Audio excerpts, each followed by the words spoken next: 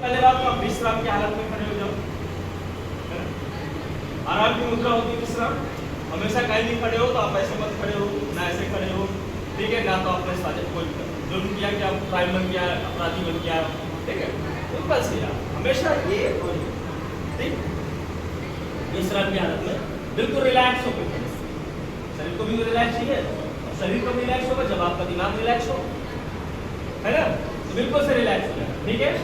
अभी क्या करना है, एक पैर को थोड़ा सा आगे, ये पैर को थोड़ा सा ये अब आपको एक गति पे बैठना है और एक गति पे, ठीक?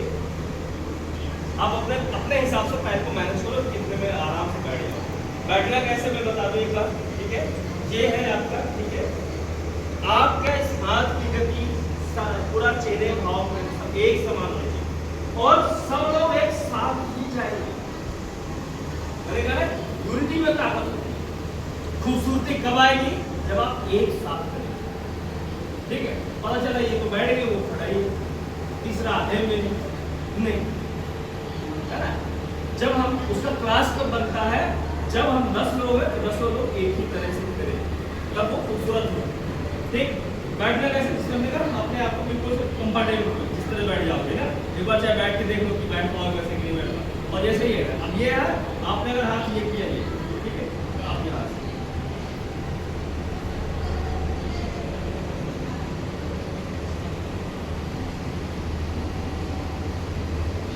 कोई चीज सुनने यहाँ पे पड़ा हुआ है, मतलब कितनी है मान लो, पकड़ा, देखा,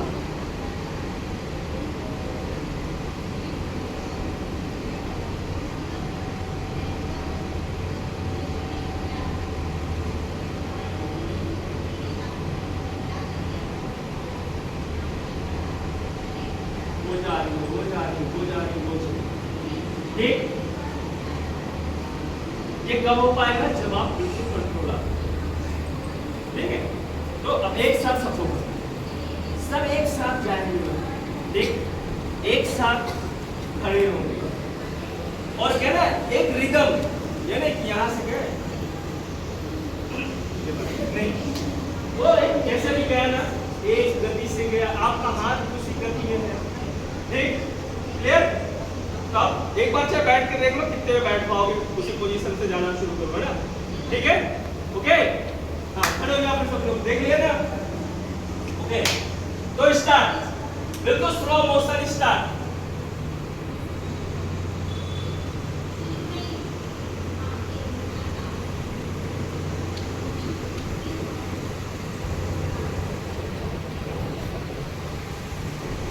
पकड़ो, देखो तितली है, सवाल को पकड़ना, भाग जाएगी, उड़ जाएगी। पकड़ा, उसको पास में लाओ अपने आंखों के सामने, देखो कितनी सुंदर है, ऊपर उठाओ, अपनी ठुड्डी को धीरे धीरे ऊपर उठाओ, इसको देखो कितनी सुंदर है।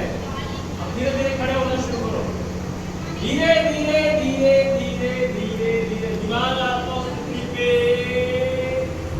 पूरे खड़े हो गए। आप तितली को देखो, वो झटपटा रही है, थोड़ा दूर करो, छोड़ा उड़ गई, देखो वो जा रही बंदूक जा रही है। अभी क्या कर रहा है, आगे वाले को फॉलो, यदि आगे वाला नहीं बैठा है तो आपको भी नहीं बैठना है, पता चला आगे वाला तो धीरे धीरे जा रहा, पीछे वाले सब बैठ गए, ठीक है? एक बार फिर करो, बहुत अच्छा कर रहे थे आप, लेकिन और अच्छा करना है, ठीक है? Okay, silent, start.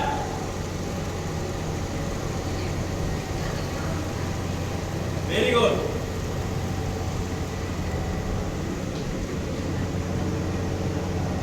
अभी ज्यादा हो, जल्दी हो गया, नीचे पूछिए, कोई बात नहीं, आएगा धीरे धीरे।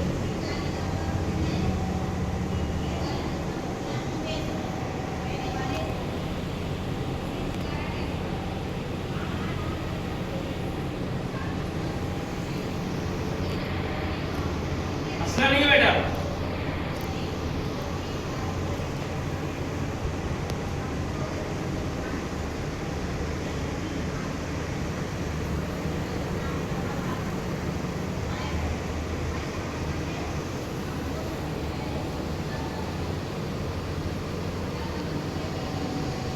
देखो किधर जा रही है, उड़ती हुई, कितनी खुश है पृथ्वी, कैद से आजाद हो गई, भी आपके हाथ पकड़े हुए थे। उसकी खुशी में अपनी खुशी ढूंढो, एक चेहरे पे स्माइल, ठीक है। फिर रिलैक्स होकर धीरे धीरे अब वहां से ऐसे छोड़ नहीं देना, उस पोजीशन को पूरा आना है। अगर आपने ये छोड़ा तो ये पूरा ये पूरा ये उसी पोजीशन पे आना है, ठीक है।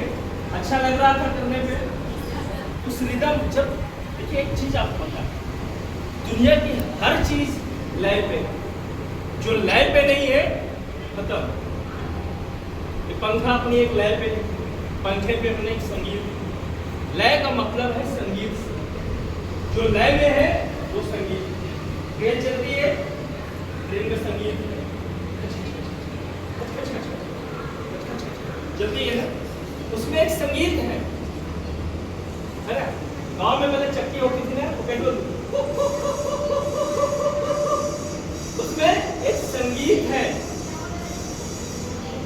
आप हर चीज में संगीत ढूंढिए।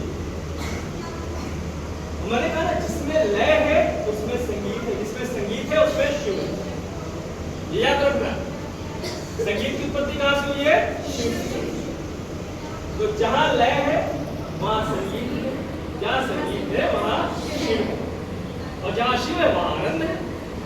और सारी मेहनत किसने की? आपके आनंद के लिए, खुश रहने के लिए, है ना। तो आपको अपनी जीवन में लय लाना है। लय मतलब एक गति, गति मतलब एक निर्धारित गति, नियम जिसमें जो नियमों में बंधी हुई। हम बात करते हैं शास्त्रीय गायन या शास्त्रीय नृत्य। शास्त्रीय नृत्य और शास्त्रीय गायन क्या है? नियमों में बंधा हुआ। शास्त्रीय नृत्य और शास्त्रीय गायन पूरे नियमों में बंधा हुआ है।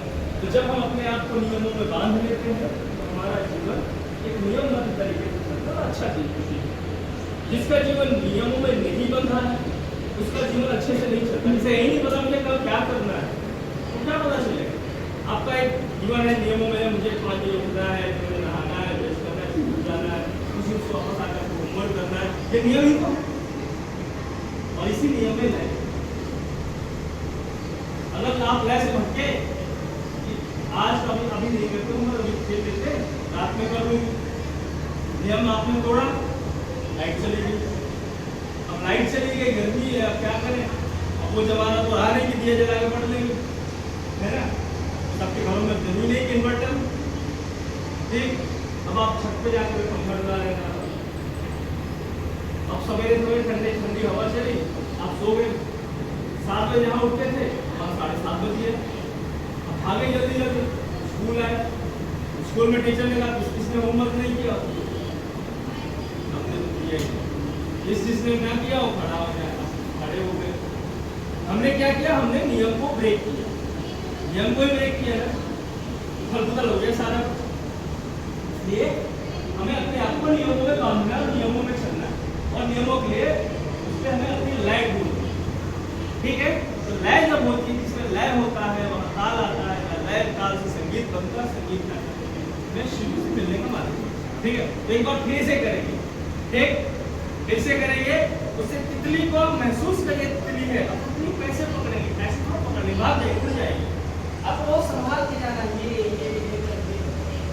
टिड्डे तो आप सब लोगों ने पकड़े ही होंगे एटलीस्ट, तो तितली नहीं समझना, टिड्डा समझ लो। तो टिड्डा बैठा हुआ है ना, उसको बाहर के पैर में धारा मार उड़ाएंगे। किसने किया है? किया है ना, हम नहीं करते थे, ठीक है। चलो स्टार्ट, बिल्कुल लय पे।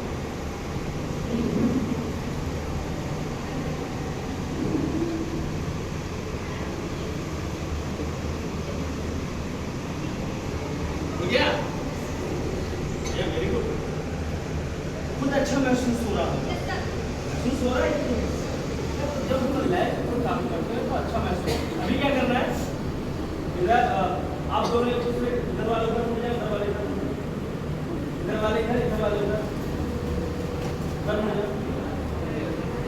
और उधर भेजा 1 2 1 2 3 4।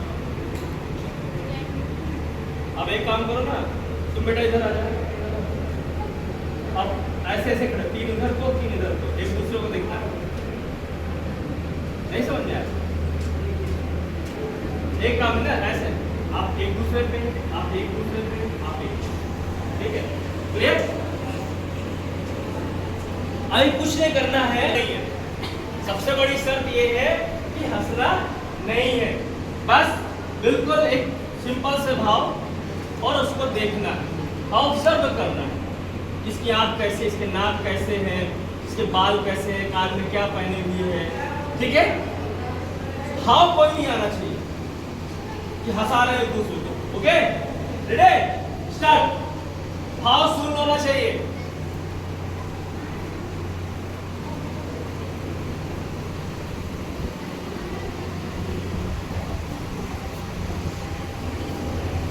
उसे देखना, मुझे नहीं। भाव देखो शून्य, बिल्कुल शून्य भाव से। हंस क्यों रहे हो? हम तो तुम ही रहे हो ना, बिल्कुल शून्य भाव।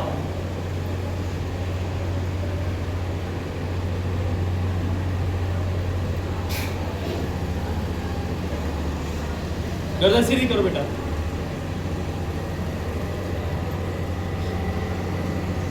हंसना नहीं बेटा, बिल्कुल शून्य भाव। हाँ बिल्कुल शून्य।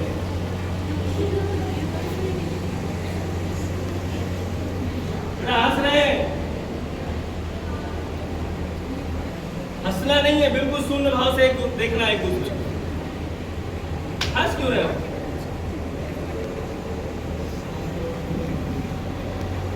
ओके, भाव चेंज। अब एक दूसरे को दुश्मन की नजर से देखना है, क्रोध में देखना है, क्रोध, बिल्कुल क्रोध में देखना है, ठीक है? मेरे वाले फोन से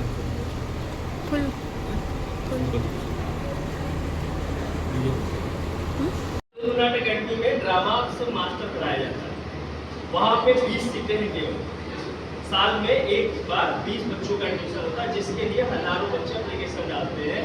उनका एंट्रेंस होता है, एंट्रेंस के बाद 4 दिन की वर्कशॉप होती है, फिर 20 बच्चे सेलेक्ट किए जाते हैं। तो वहाँ पे एक फर्स्ट ऑडिटोरियम बना हुआ है, ठीक है? इसके बाद आता है चतुरस्र नाट्य मंडप, चारों दिशाओं पे दर्शक बैठे और बीच में वो अभिनय करते। चतुरस्र इसको बोलते हैं ओपेरा, ओपेरा थिएटर, है ना?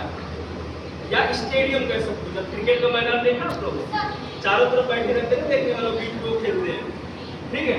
तो चारों तरफ जब दर्शक हो और बीच में अभिनय हो, उसको बोलते हैं हम चतुरस्र नाट्य मंडप, या जिसे हम बोलते हैं ओपेरा, ओपेरा थिएटर, ठीक? ये विदेशों में होता है, ओपेरा थिएटर विदेशों में बहुत, वहाँ बहुत सारे ऐसे होते हैं कि बीच में अभिनय करते हैं, चारों तरफ बैठे रहते हैं, ठीक है? तो प्रेक्षागृह समझ में आगे कितने प्रकार के होते हैं? कितने प्रकार के? बोलो किसको बोलो? इतना ही खाना भी खाया बेकार क्या लगता है? एक शब्द है यूनिटी में ताकत होती है ना, एक साथ जब बोलोगे ना तो बोलेंगे कि हाँ। कितने प्रकार के होते हैं? ऑडिटोरियम होते हैं 3 प्रकार के। कौन कौन से? विक्रस्ट, त्रयस्थ, चतुरस्र। ऑडिटोरियम को क्या कहते हैं नाट्य शास्त्र में? नाट्य मंडप, ठीक है? वो स्थान जहाँ पे नाटक का मंचन किया जाता है उसे नाट्य मंडप कहते हैं। क्लियर? ये बेसिक नॉलेज है ना? ये आपको आना चाहिए कि पंचम वेद किसे कहा गया, पंचम वेद लिखा किसने, नाट्य शास्त्र के अनुसार अभिनय के कितने प्रकार हैं, प्रेक्षागृह के कितने प्रकार हैं, और अब आ जाते हैं हम रस में। नाट्य शास्त्र में भरत मुनि ने कितने प्रकार के रसों के बारे में लिखा है? कितने प्रकार के पता है? रस कितने प्रकार के? 9 प्रकार के रस होते हैं। और जो आपको रस पढ़ाए जा रहे हैं, सबसे पहले भरत मुनि ने ही इनको लिपिबद्ध किया नाट्य शास्त्र में कि 9 प्रकार के रस होते हैं। 9 प्रकार प्रकार के रस है, इनका स्थायी भाव, संचारी भाव और विभाव होता है, पढ़ाया गया होगा, ठीक है। अब इसके बाद रस पढ़ाने की जरूरत है आप लोगों को, नहीं है? एक साथ बोलो ना, आप लोगों ने पढ़ाई होगा, या तो मैं काम करूंगा अगली क्लास में एक बार वर्बली फटाफट आसानी से, ताकि आपको सब समझ में आ जाए, क्लियर करेंगे, ठीक है। अभी हम थोड़ा सा एक्टिंग करेंगे, खड़े हो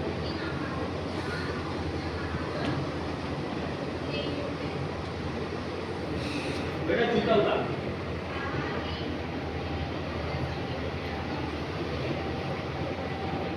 समझते?